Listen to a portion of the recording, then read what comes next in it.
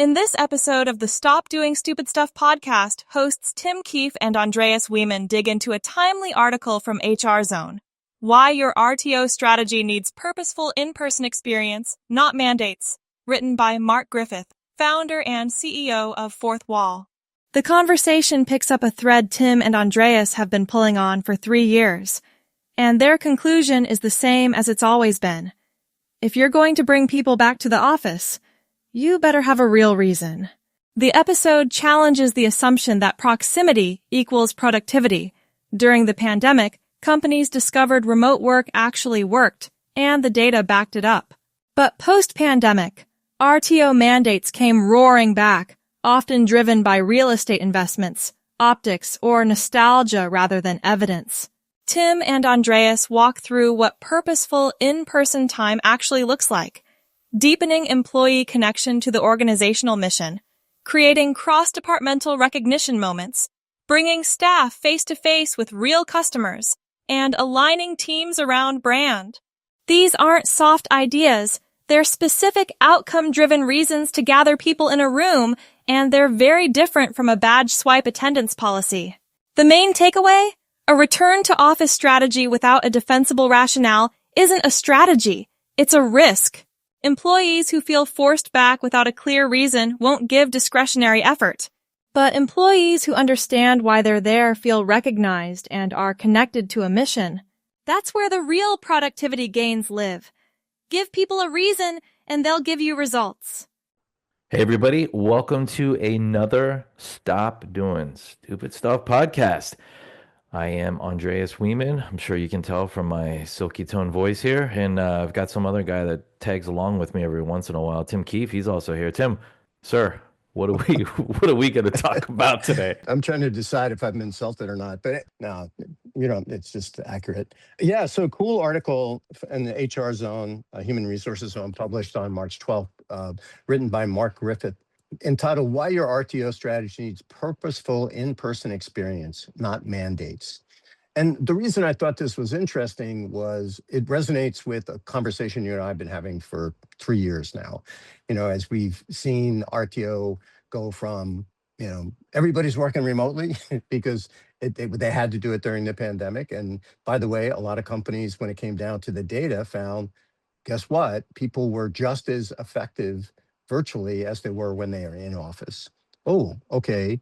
But then, post-pandemic, there's been a big push for return to office, and for a lot of different reasons, right? I don't think it's as simple as one thing versus another, and we've always said, look, it all depends. Everybody working in office makes a lot of sense in particular environments, but in other environments, maybe not so much. And we would always say, what does the data tell us? But one of the things then about this article is it doesn't make a stand whether RTO is right or wrong. It's just saying if you're going to mandate or you're going to require that people come to the office, as we've talked about before, you have to ask the question, what's the outcome that you're going to get from that attendance? Is it just attendance? Which there is some of that, right? Where companies have made huge real estate investments and they own the building and they're in this place of like having to explain or having to prove that that investment made sense. So I've got, a 500 desk a building.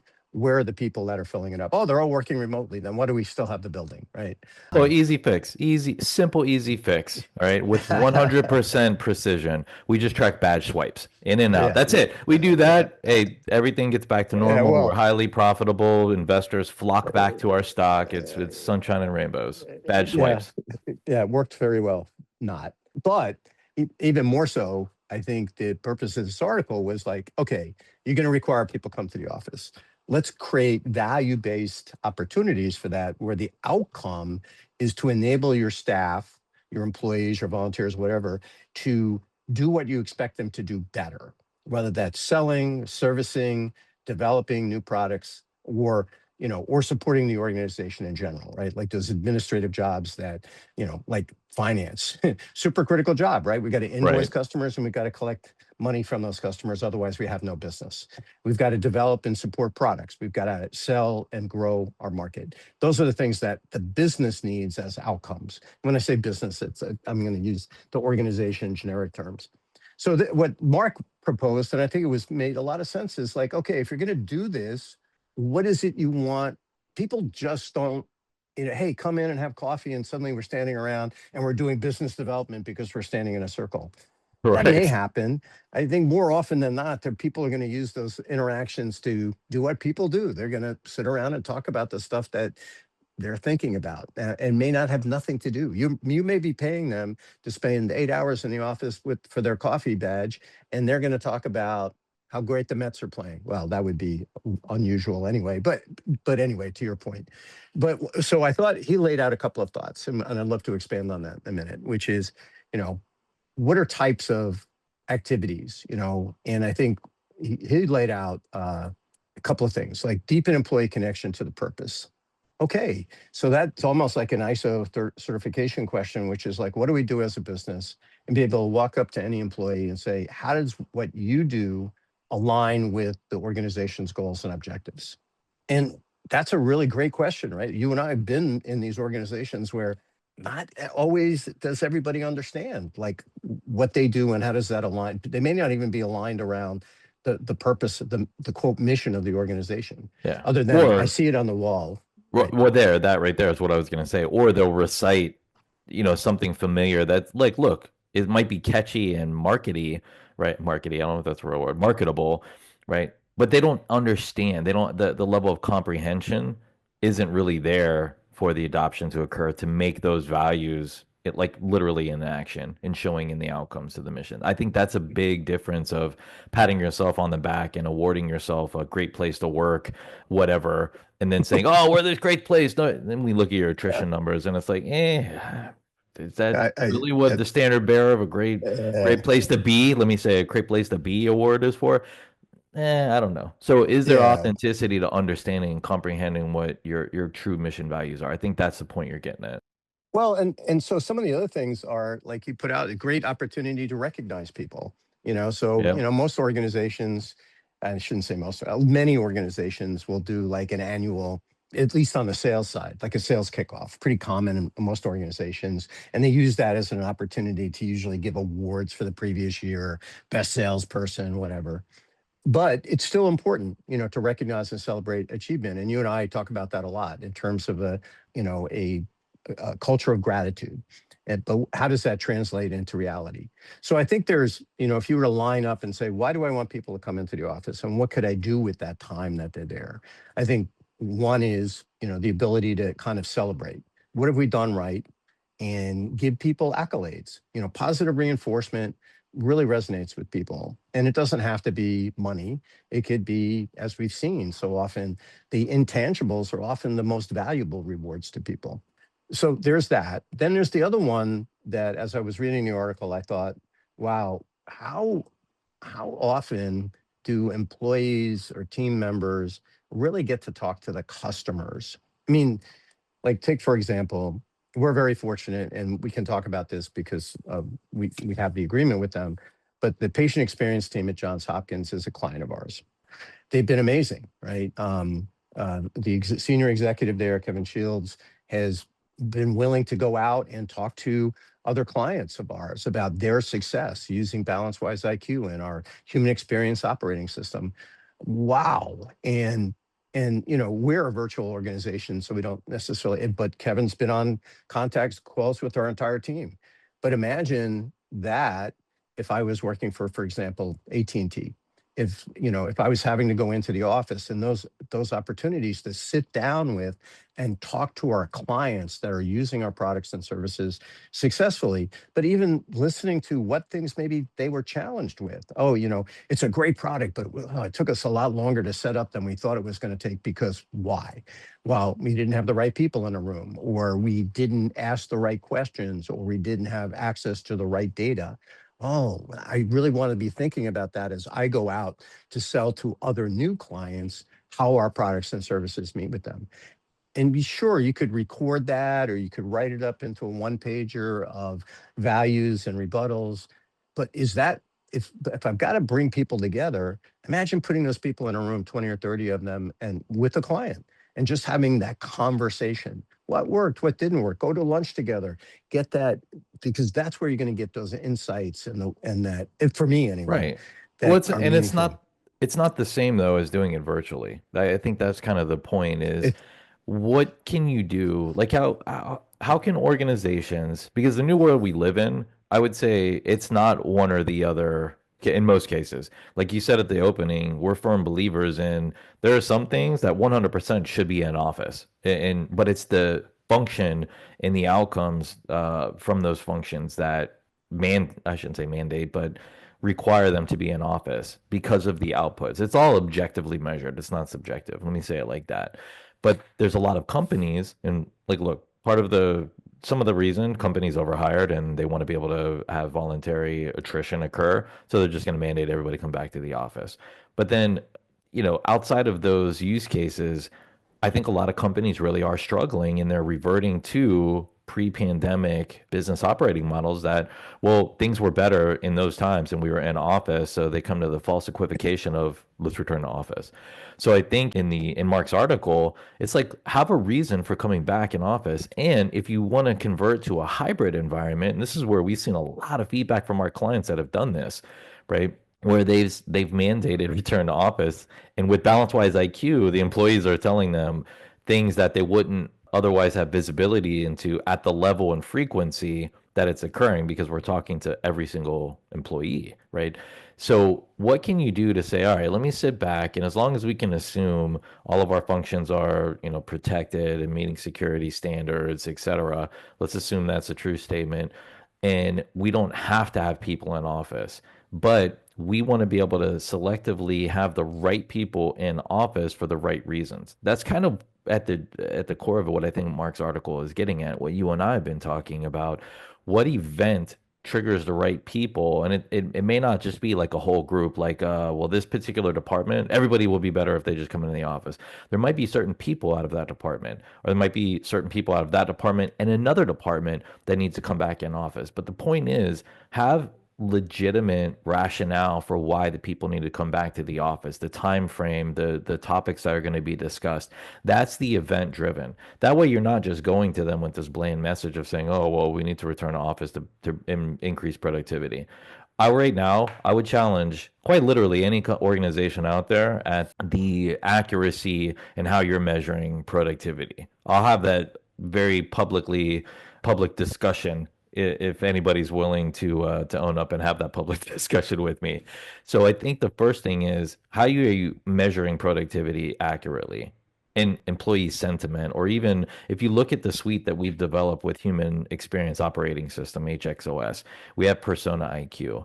We can look at on a spectrum, not on like a quadrant designation, right? But on a spectrum, where do your employees sit? And you know what? There are some employees that will be identified with their own self described learning styles, right? And personality styles that would benefit from being in the office, not forever, but for a certain amount of time. And so with Persona IQ, you can say, all right, look, we want to be able to have you in the office because we want to discuss these topics in person, and they're extroverts. So we know it'll be a more conducive environment rather than just being Zoom the entire time or virtual the entire time. But have some sort of rationale that is logical and evidentiary based, right? Not just a knee jerk reaction of, well, like, look, maybe if we do this, everybody think numbers automatically get better, so let's have everybody come back into the office. Because honestly, that's kind of what's occurring right now. And again, I'm willing to challenge anybody to give me the evidence that shows their increased outputs, whether it's revenue generation, cost reduction, AI adoption, et cetera. I think people are making a lot of decisions for a variety of reasons. I'm not even saying it's wrong, the decisions they're making, by the way. I think there's a lot of pressure decisions being made by multiple parties that are not being made solely for objectively measured rationale or reasons that you can articulate to the employees, that then they feel good about coming in office rather than just complaining. Because if you go to most employees right now, they're going to give you some made up answer of why going to the office is good because they're afraid of retribution, right, or retaliation. Or they're going to be honest and say, I got to spend 2 hours in traffic, going to and from every single day. That's a waste of my time. I'm not getting paid for it. And that means I'm not going to try as hard when I'm there. You know what I mean? Or we're going to, even worse, we're going to talk about the Mets while we're there at the office, right? But and Hopefully you then get my point. no, I do get your point. I don't want to beat up on the Mets, but as a guy who grew up with them, I know what masochism is all about. But I do think you're right on. But there's also those people who like going to an office, right? They like the idea of separating the work from home, and it works for them personally. Right. And and so you got to play to that. So we could talk probably for hours on this, but I think what we're trying to say here is, look, if you're going to bring people in to the office, have a reason to do it, have a reason that aligns with the people, the individual, because it could be like we just talked about. People like going to a place that's separate from home where they can do work, and that's fine. And I'm, like, people, that used to be a big part of like the commuter experience. That depending on what your commute was like, gave you that separation between home and work. But that's not why people are being brought into the office, right? There's kind of arbitrary point that somehow people work, there's this osmosis that happens of knowledge sharing. That's not reality. So how do we create benefit for the return to office? And I think Mark's laid out a couple of things here. I would offer a couple of other things that are good drivers for this. Like I talked for a minute ago about what an opportunity to meet with customers, right? That I think is a really good value. Plus, it's a great way for our customers to get to meet people on your team and then Yep. see even bigger value that you bring. Another a really powerful, I think, one that companies should think about is bringing people together to use those times to drive brand.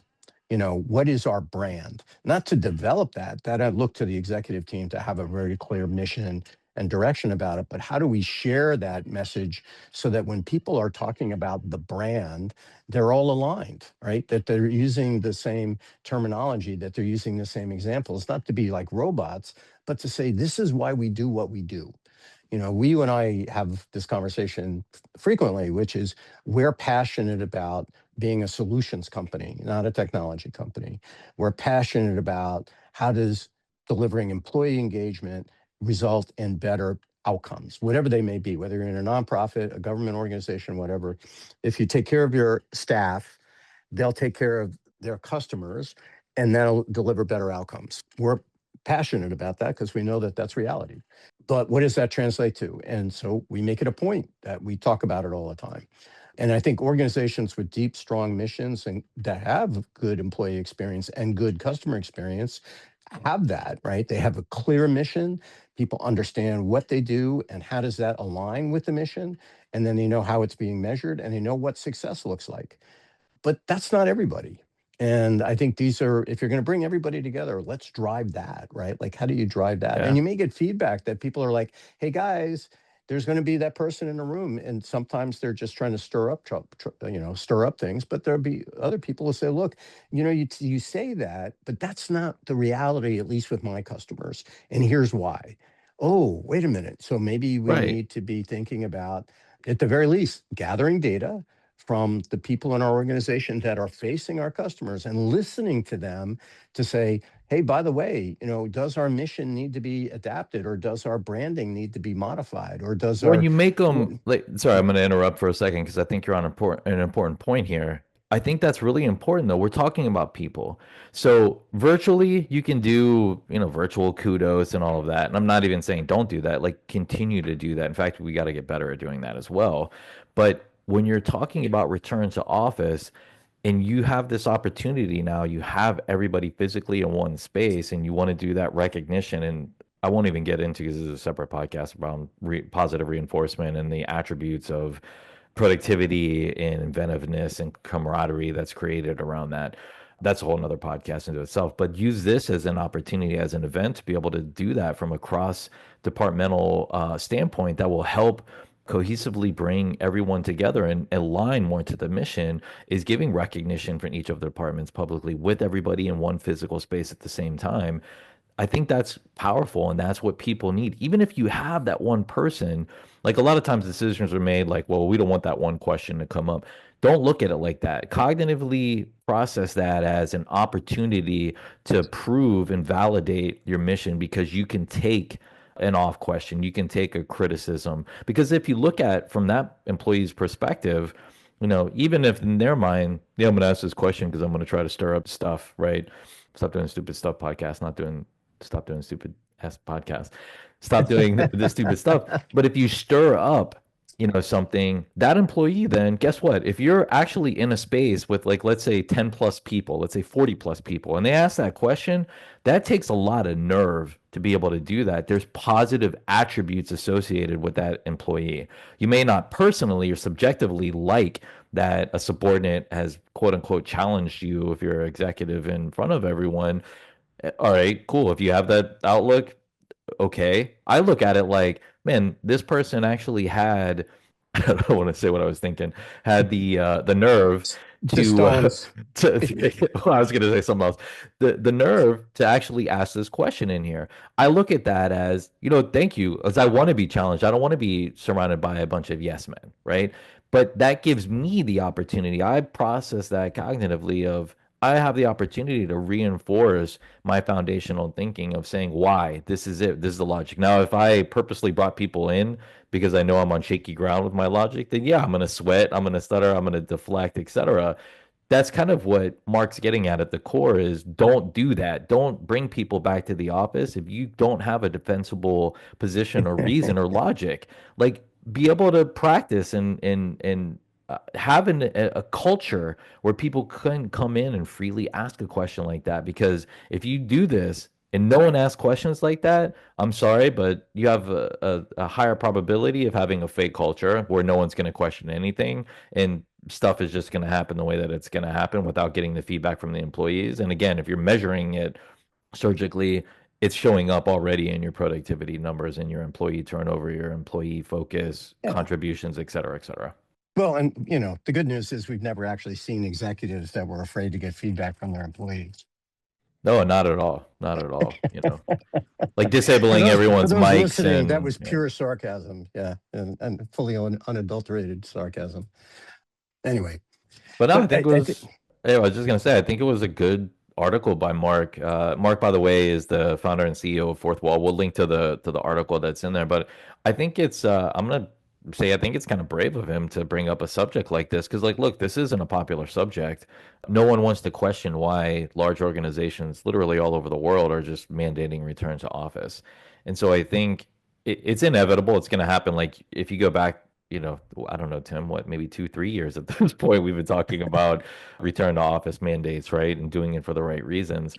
But if you go back and listen, it's the same. Our messaging has been on point. Like, have a reason you're bringing people back, and you can explain it to them, and it'll make more sense. And then that effort that they give, the volunteerism of that effort, it's measurable, but it's much, much higher when there's a purpose driven alignment to that. And I think that's really, really important for organizations that have to figure stuff out right now because there's a lot of stuff going on that's literally never gone on in the world as we know it and in the living world right now with the generational makeup, the technology, the conflicts, etc. There's a lot going on.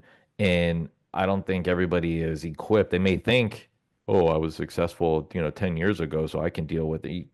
You didn't deal with being a leader of what's going on right now, what everyone's facing.